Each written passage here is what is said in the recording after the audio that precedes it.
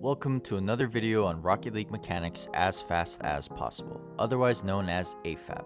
AFAP or AFAP, whatever you like. In today's video, we're going to be going over the basics of ceiling shots and most importantly, how you can train them to start using them in your games as fast as possible. AFAP. Ceiling shots are the easiest aerial play to learn and start using AFAP. You'll start being able to pull off some fancy looking plays and who knows, maybe you'll earn back the long lost respect of your friends. Alright, so step 0, use custom training. I've mentioned the importance of this before, but for situational mechanics, you need to use custom training or you might as well go do something that's a waste of time, like take out the trash your mom keeps telling you about. Step 1, the setup. Just like every other aerial play, there's a few different ways to set up, and the easiest and most realistic setup you'll be using in your games is the mid-boost wall setup until you're at least a grand plat. And step 2, the lob.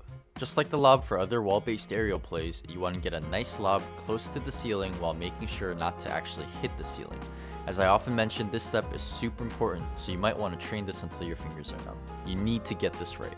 Step 3, the ceiling reset. Simply air roll to straighten your car towards the ceiling and pull back on your left joystick to have your car land flat on the ceiling.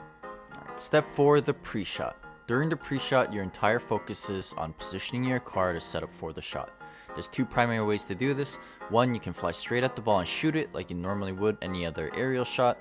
2, you can fly slightly behind and below the ball so that you can get some lift on it.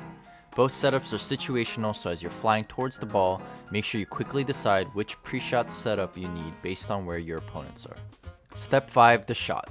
The shot is actually dependent on your setup, so this step is simply about executing the proper flip mechanic and timing to get the ball to do what you want. You'll know you're doing it right if your fingers are numb. And when you pull it all together, it looks something like this. Now that you know how to do ceiling shots, go tilt some teammates by practicing them in-game.